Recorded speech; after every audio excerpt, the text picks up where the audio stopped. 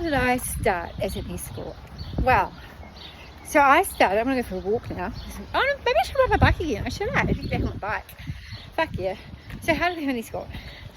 So I was 17 and I've had a bit of a pot habit. I was smoking heaps of weed, as you do as a teenager. Don't judge. You all did it too. And then I met this guy in this computer course that I was going on. So I had this alternative education program. I was such a rebel. And he just had me pot and all that stuff. And then we got to know each other and he was really cool, and I used to like play with him in class and stuff. And he was married. His wife was cool. But then she went away and then he started like sleeping with me.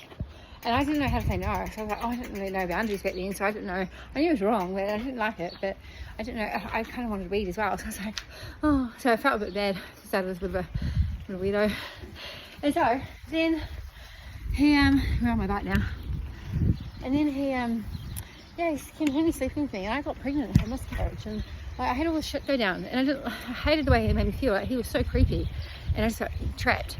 And so I knew he had a prostitution, so I was like, oh my god, I'll become a prostitute and then he'll hate me. And so I had this, it was a cool thing, because like when I was 7, I grew up in a Christian home, and my dad told me, that's a prostitute. And she was walking across the street one night and we saw her, and I was like, fuck, I want to be like her, you know. Inside I was like, oh my god, she like resembles independence and like fierceness and like power and control and everything I wanted as a little kid, and totally independence. I've always wanted independence, you know, because I had a real traumatic time at home when I was little, and I moved into the backyard in a tent. I saved up like $80. I sold like 40 chocolate muffins to Sunday school teachers and things, got myself a tent, moved into the backyard, and then lived in that tent for years. Just came into the house to pee, really. Had a little chili bin, you know. I was pretty right. My dad helped me get together. And then so when I was 17, I was dating this guy, awful experience. Well, not dating, having an affair with. And so this guy used to come around to my flat when I was living at my flat, and he dated my flatmate, this guy. There's a gay together. And the boyfriend that used to visit my flatmate, he owned a couple of brothels. And so I used to sit there, chubby as fuck, you know, smoking pot on the front deck all the time, binging on Maccas and cheesy fries, and self-harming every day. And then I thought, fucking, I need to get out of this relationship with this fucking do-whacker guy. And so I asked him one day when he came over, the boyfriend, I said, do you think I can come work for you? And I was 17, and he's like, how old are you? And I was like 17, and he's like, suck it in, Ellie. Yeah, Millie. And he's like, oh, you're a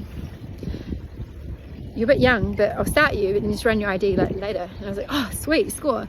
So I went out and got this pink tie-dyed dress, like this real velvety kind of like slutty little typical sex worker.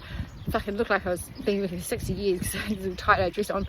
And I covered my arms with some gloves on, and I put some makeup on, and then I went to work. And I think my first name was Ashley, and my first brothel was at like 503 Cameron Road in Tarragona, or whatever it's called. And the owner was really cool. He was a lovely gay guy. Alan, I think his name was. Yeah, he was sweet. So hi Alan, if you're out there, it's me, Aiden's ex-flatmate. And he gave me my first job. And the girls were like real like different. They'd all had traumatic lives, and they're all like hustling out the back, talking about men and sex and drugs and their fathers and stuff. And I was like, didn't really fit in, because I had a really good dad. I had a fucking fantastic father. And so, but I did it anyway. Like I thought, oh sweet, you know, like I'll talk to them and get to know them and stuff. So I did, and then they taught me how to do my first booking. Like, what do I do? Like, do I just stand there and does he fuck me? And then what do I do? I didn't know. Didn't even know how to fuck. So they kind of taught me. They showed me. I remember lying on the ground, and they showed me what positions and stuff to get into. And it was a horrendous experience, because there's just so many fucking, you know, guys from one particular culture that used to visit there, and one after the other. It was so awful.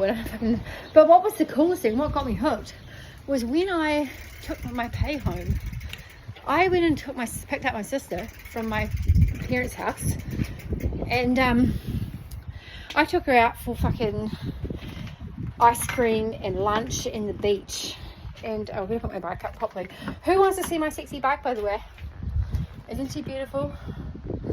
Yeah, so I took my sister out, and I just felt so independent and so powerful, because here I was with this money that I'd earned myself, and I was able to help my sister, and it was so cool. So I did that, and then I struggled with the cultural thing at the parlour.